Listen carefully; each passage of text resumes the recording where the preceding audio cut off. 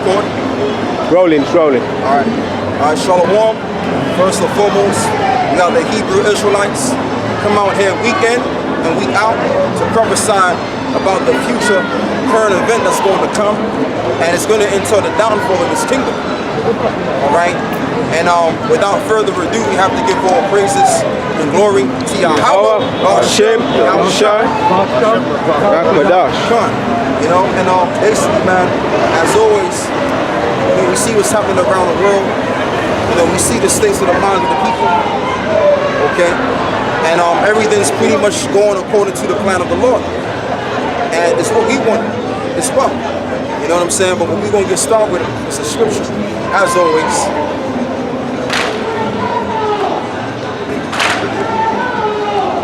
Right, this is Daniel, chapter 4, starting at verse 9.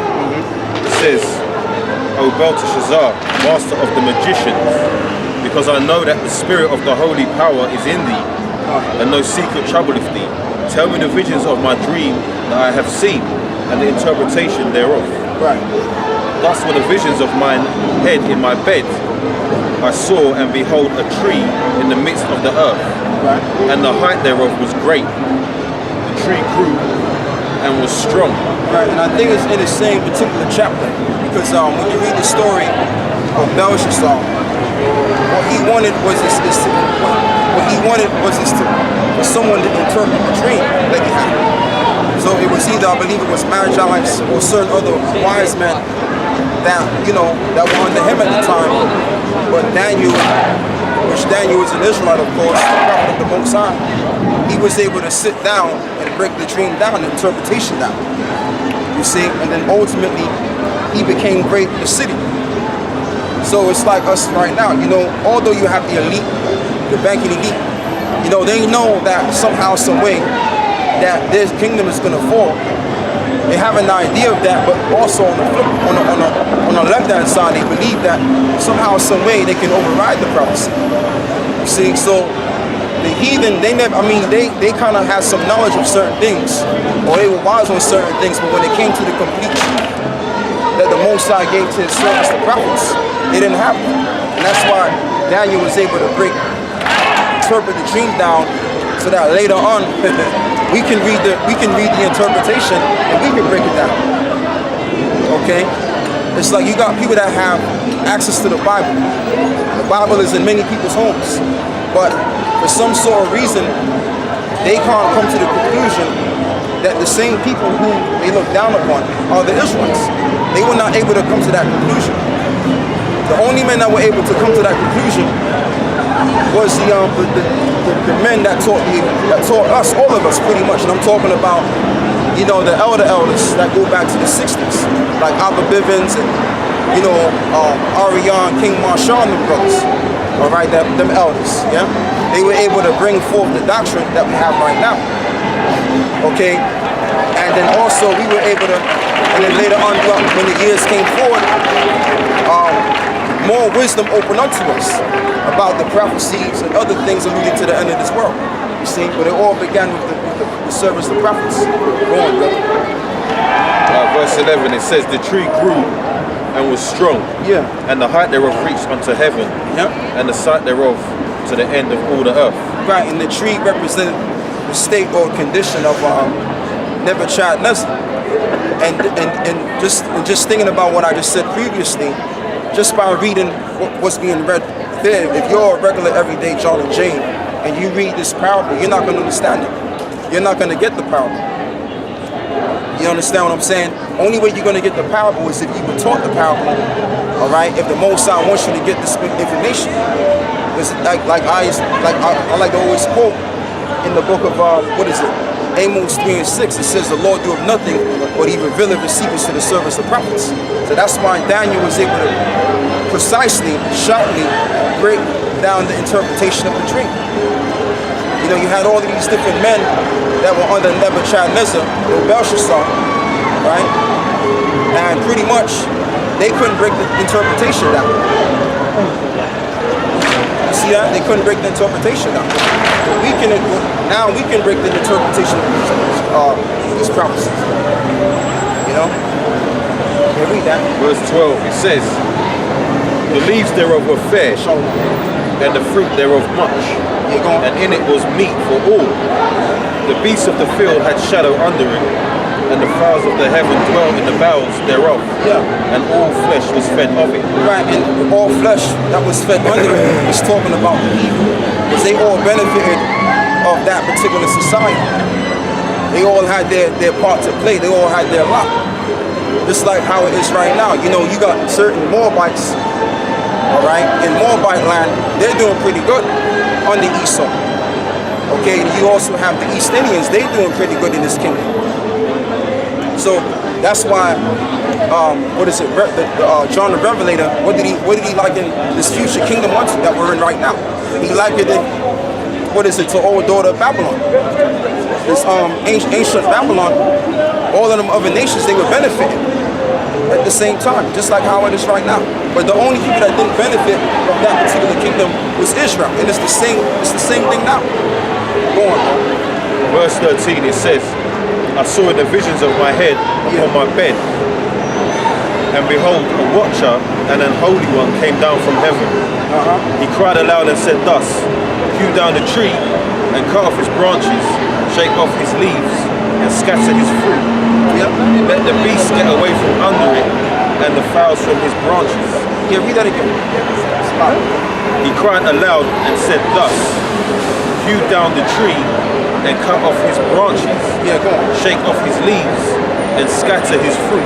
Right, and scatter his fruit. Because, for example, when this society breaks it down, when Esau comes out of power, what's the next thing that's going to happen? Oh, as you can read in the book of Revelations, brother, I believe it's in Revelation 18, how, when America got destroyed, the nations kind of like, they was weeping. You got it, right? But you know what I'm talking about. Yeah? Or you can get it, brother. Get Revelations 18, verse, I think it's in verse 4, I believe it is. It speaks about how the nations, they wailed or they was weeping. Let me see if I can get it. Because I don't remember exactly what particular verse it was in.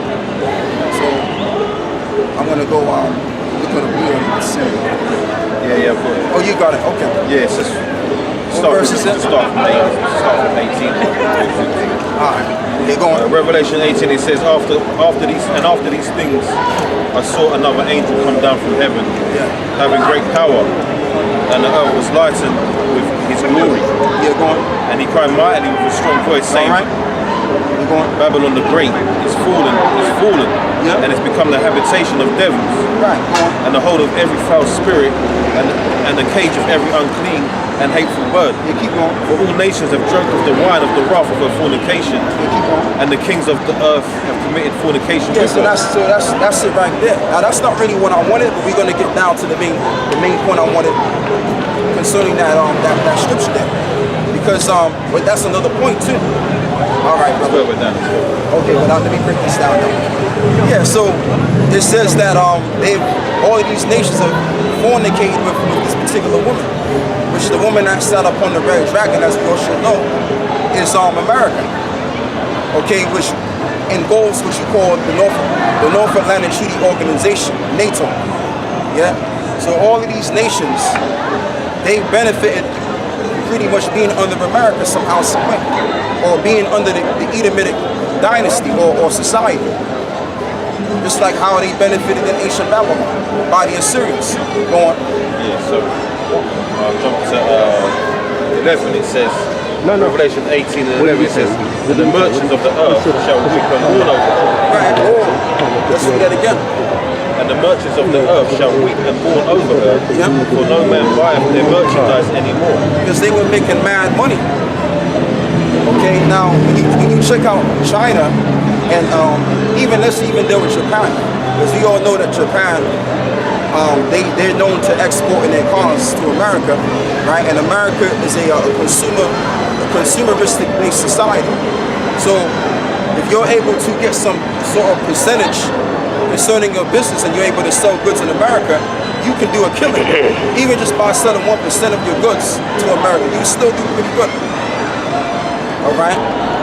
So America is a very lucrative country to do business with. But when America's destroyed, all of their merchants are going to well because of the destruction. Because they're not going to be making no more money no more. And that's how Japan and all of these different countries were able to stay afloat and benefit because of the business needs, the export and the import. All right, go on, bro. Jump down. Yeah, go on. Verse 15, it says, the merchants of these things which were made rich by her shall stand afar off for the fear of her torment. Right, for the fear of her torment. Go on. Weeping and wailing, Yeah. and saying, alas, alas, that great city that was clothed in fine linen and purple and scarlet and decked with gold and precious stones and pearls. Yeah. For in 1 hour so great riches is come to naught. Right, in 1 hour, so great riches has come to naught because, like I said, when you're another country doing business with America, you're making money. All right, you're making millions of dollars, if not probably billions. Because all of that stuff that you're selling goes into the cargo. What is it? The cargo ship, and that cargo ship ships all of that stuff back to the United States, the so-called United States, because they're really divided. All right, but you making money. Right, but when America's destroyed, first and foremost economically, and then militarily wise, that's when the whole lucrative business is going to pretty much shut down. All of these lucrative businesses are going to shut down, because that's what benefits a country. It's the buying and selling, it's business, import, export, economy. Okay, go on. In verse 17 again, it says, for in 1 hour so great riches is come to naught. Because it's going to take an hour or probably less than an hour for that land to be destroyed. And every shipmaster and all the company in ships and sailors, and as many as trade by sea stood afar off. Right, and because they were making money. Those that traded by the seaside, they were not the seaside, but within the seas, they were making money, man. So yeah, you know, they gonna wanna get down toe to toe with America, but then after when it's all said and done, they gonna think about it. Oh shit, how we gonna make the money that we was making before? So now what's gonna happen is they're gonna result in going back to where they came from. Go on, bro. Says verse 18, and cried when they saw the smoke of her burning, saying, what city is like unto this great city? Right, what city is like unto this great city? You see that? What city is like unto this great city? Because at one time everybody desired to want to be in America. Not so much now, because it was being exposed. But back then, that was the place to be. You know what I mean? If you came from Pakistan or Afghanistan or somewhere, and you set up some sort of business there, hey man, in their mind they thought that pretty much they was doing good. You see that? Go on. And verse 19, and they cast dust on their heads and cried, weeping and wailing. Right, why did they cry weeping and wailing? Because that money's going to be done. Their economy is going to shout it out.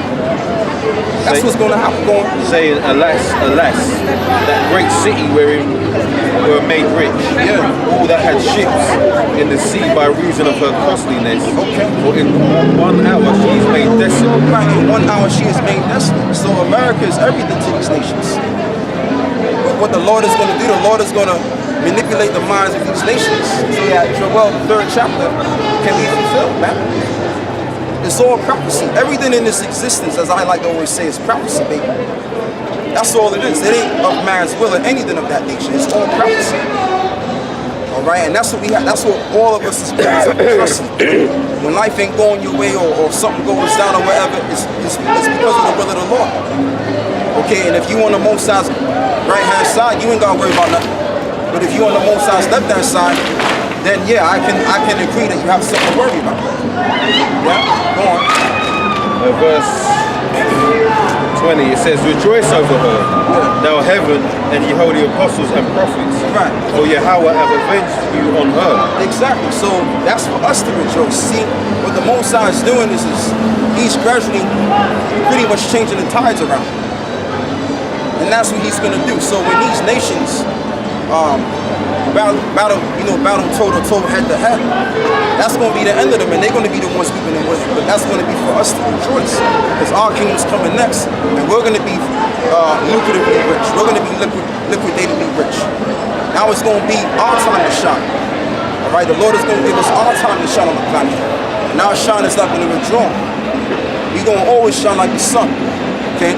Go on, brother. It says, verse 21, and a mighty angel took up a stone like a great millstone and cast it into the sea, saying, thus with violence shall that great city Babylon be thrown down, and shall be found no more at all. Right, it should be found no more at all. So the Most High set up us, the prophets, to proclaim or to declare the end from the beginning. That's what the Most High set us up to do. The Most High set us up to warn Israel and to really warn all of these nutcases out here to deal. So when the deal goes down, no one can say, well, I didn't know, because you did know. Alright, the men was all over the place, man. Let's just deal with England as a whole. You got two main camps in England. You got two camps in London.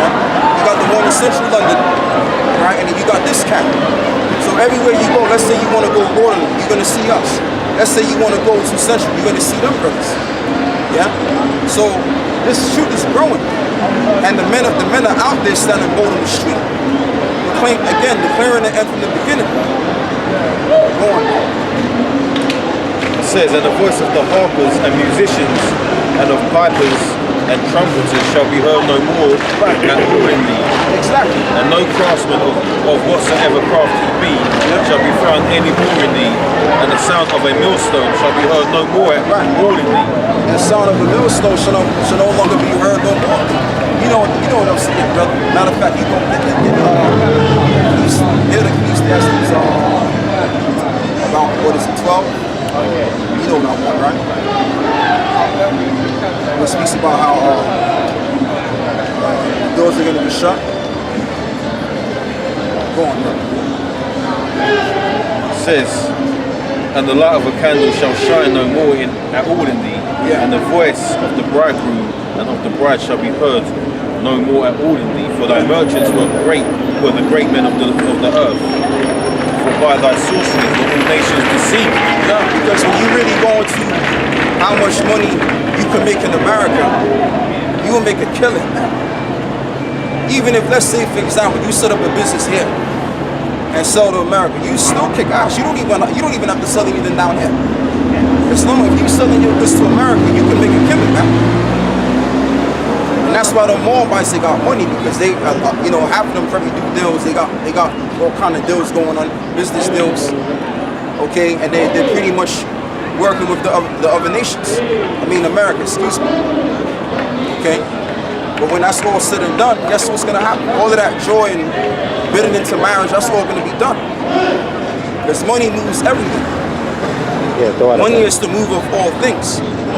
So if you can't make any money, then the joy withdraws. Anything that has something to do with joy, that's gonna withdraw itself, man. That's why we need this going on, bro. And then that's when nations are gonna scatter. And then we're gonna go back to Daniel, the 4th chapter, going, brother. It says, verse 24, and in her was found the blood of the prophets and of saints, and of all that was slain upon the earth. Right, and all that was slain upon the earth. As the scripture says, and there's another chapter in Revelation that speaks about how the blood of the saints was found in her. I'm roughly paraphrasing that, you know. So this is the reason why America is going to be condemned further amounts of more. You got that, right? Go on. Right, this is the book of Ecclesiastes, chapter 12 and 4. And the doors shall be shut in the streets when the sound of the grinding is low. Right. And he shall rise up at the voice of the bird, and all the doors of music shall be brought low. Yeah, so that's going to happen. Well, we're already that part of the music being brought low, because the music that they're playing nowadays is nothing but complete bogus. It's nothing but complete shit. That's what it's all about. Yeah, when you listen to today's music, it's all demonic, it's all hell, all right? It's not elevating your spirit, all right? It's not growing you, it's just downgrading.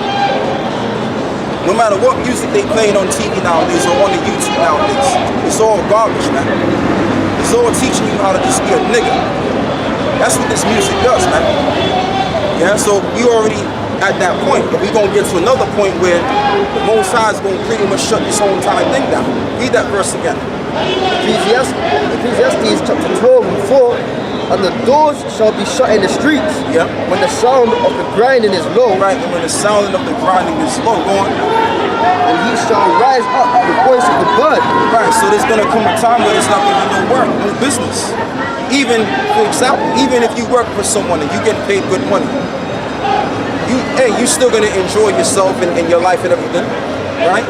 So if there's no work, what is there gonna be? Scatterization of the people. People bugging the hell out. People losing their cool.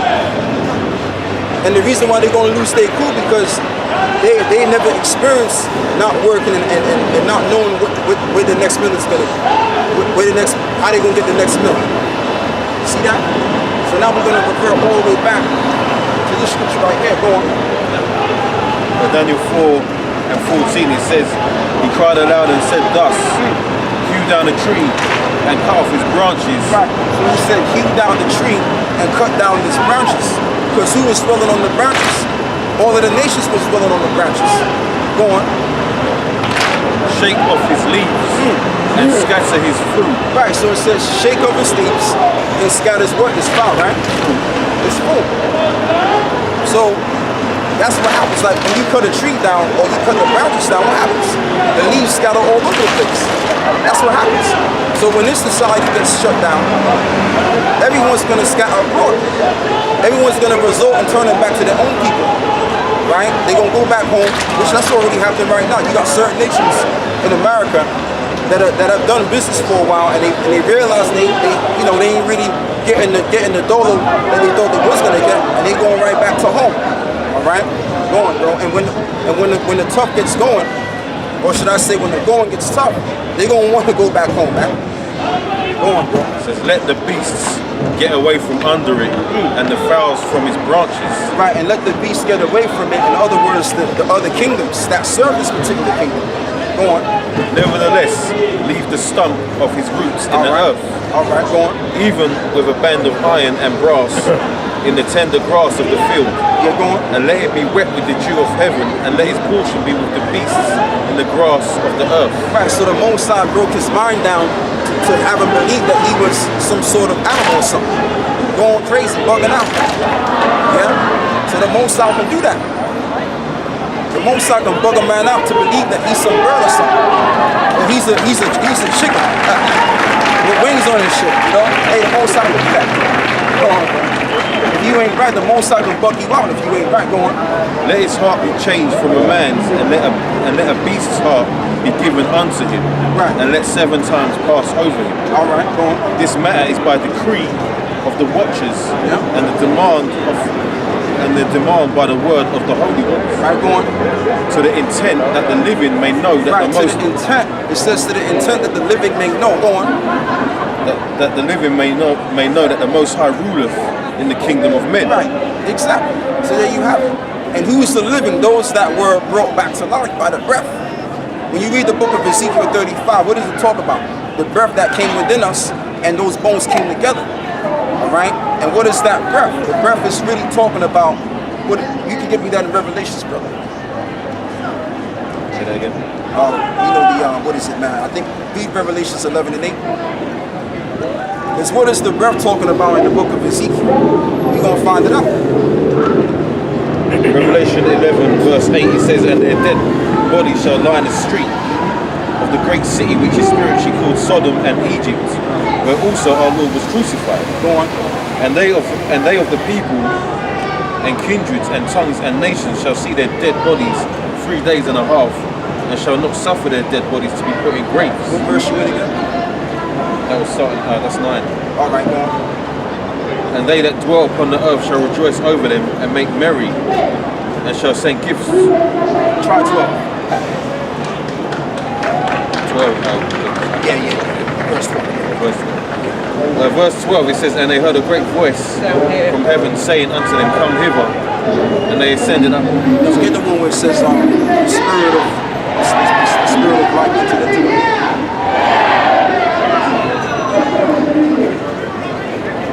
The spirit of life into the demon.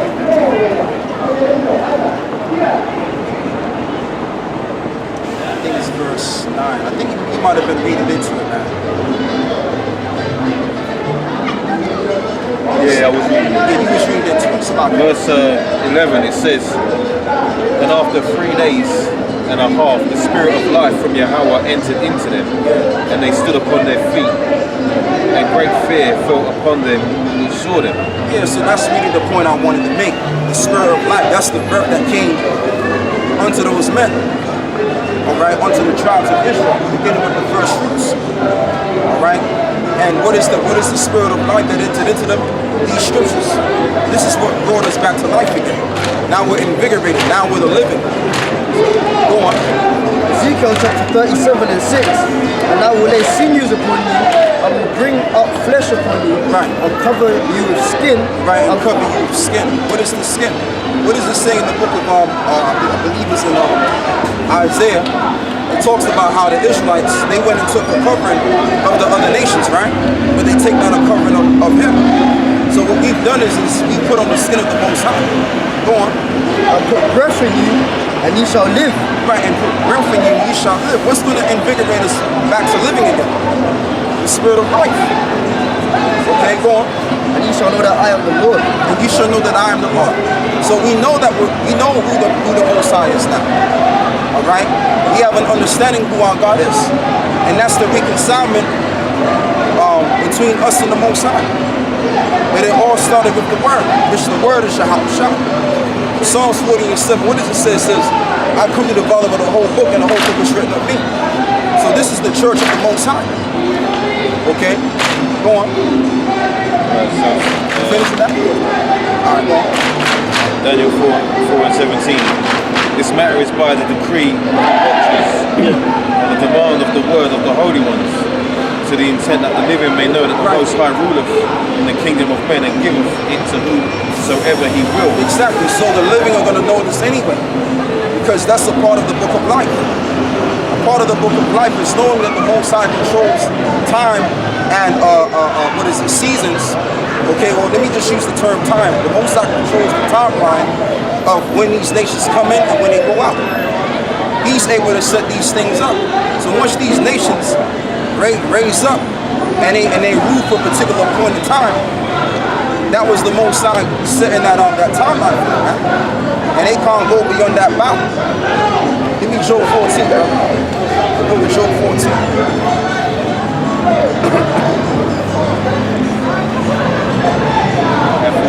Yeah, Job 14 verse I believe it's 2. Job 14 and 2. Job 14 and 2. He cometh forth like a flower and is cut down. No, read verse 1. Job 14 and 1. Man that is born of a woman is of few days. Try verse 1. Job 14 and 3. And dost thou open thine eyes upon such an one, and bringest me into judgment with thee? Who can bring a clean thing out of an unclean? Not one.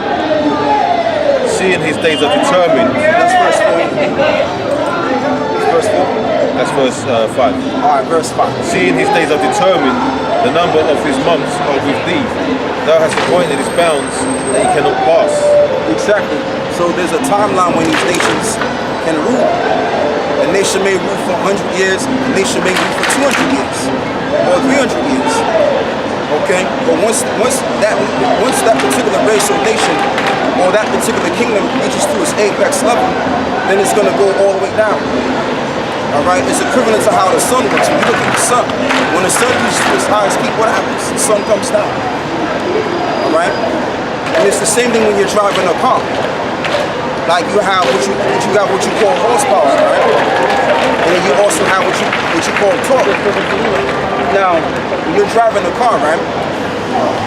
Let's say, for example, the car is about, or you're racing the car. Let's say you're racing the car, and the car has about, let's say, 8,000 RPMs, right? But the peak torque pretty much ends at 7,500 RPMs.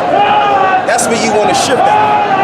Because if you don't shift the car, if you wait to the maximum output of the RPMs, what's going to happen is that torque is going to go all the way down. So you want to shift the torque on time when it reaches to its apex, which is the force. Okay? So I just wanted to bring that out. But yeah, like I said, going back to the book now, which is the holy book, the Bible, by the way, When a nation reaches to its higher, its apex level, it's gonna go all the way down.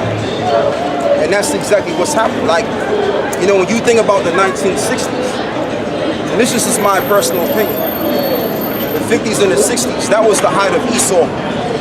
And now, ever since, you know, beyond that time came forward, or after the 60s came forward, everything just started to go downhill. Economically wise and moralistic wise. Go on. Verse 18, it says, this dream I, King Nebuchadnezzar, have seen. Now thou, O Belteshazzar, declare the interpretation thereof. For as much as all the wise men of my kingdom are not able to make Right. All the wise men of his kingdom wasn't even able to interpret it. They tried to interpret it, but they couldn't. So if you even take us brothers, right?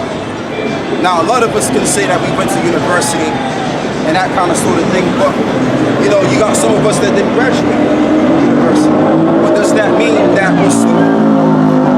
Does that mean that we're naturally stupid because we didn't go to these schools of being schooled by Esau? No. Because Yahweh Shai, when Yahweh Shai was on the scene, who the world called Jesus Christ, he didn't have the education of Rome, of ancient Rome. He wasn't a well-studied man of Rome. But that don't mean that he was stupid. But he was wise. He was wise enough to understand the end result of the nations, okay, and the beginning of Jacob, and other things of that nature that goes over everybody's head. And that's like us. We have the knowledge that goes over people's head. All right. You could take people. You could take any Jake that he probably dropped out of high school. He probably dropped out of nursery school. Yeah. And the Most High can deal with him and give him this knowledge right here, which is the knowledge that overrides all, man. Yeah, you're gonna start seeing more UFOs this summer, man. Don't be surprised if you see a whole flock of them. I don't see it. You know? It's that time of the season, man. I can't even see it. UFO season. It's coming. Yeah, I'll probably see you later. You're going. Yeah, I'll start that again. So this dream I, King Nebuchadnezzar, have seen. Now thou, O Belteshazzar, declare the interpretation thereof. Yeah. For as much as all the wise men of my kingdom are not able to make known unto me the interpretation, thou art able, for the spirit of the holy I'm looking at you looking at it in chariot. Right, read that again. This dream I, King Nebuchadnezzar, have seen. Now thou, O Belteshazzar, declare the interpretation thereof. Right, declare the interpretation thereof. For as much as all the wise men of my kingdom are not able to make known unto me the interpretation. Right, so all of the wise men that were wise according to the standard of ancient Babylon, they weren't able to break the standard. It's like, for example, right? I know brothers, man. I know brothers that came across men that have went to university, got their little degrees and all of that stuff. You have some people that went to the theologian schools and studied the Bible, and they still don't know the Bible in totality. Like, for example, vocab alone and these other Christian nutcases, these agents of Esau. A lot of them went to the schools and they spent probably pretty much $100,000 to get into that school to learn the scriptures, and they don't know a damn thing. But yet we didn't have to spend a dime to know these scriptures. The Most High just brought these scriptures to our mind, and we're able to see and understand what's really going on. Yeah? So that's the power of the Lord. And the power of the Lord, he likes to deal the little small man and build him up to show his power, to show his glory. Yeah? Go on.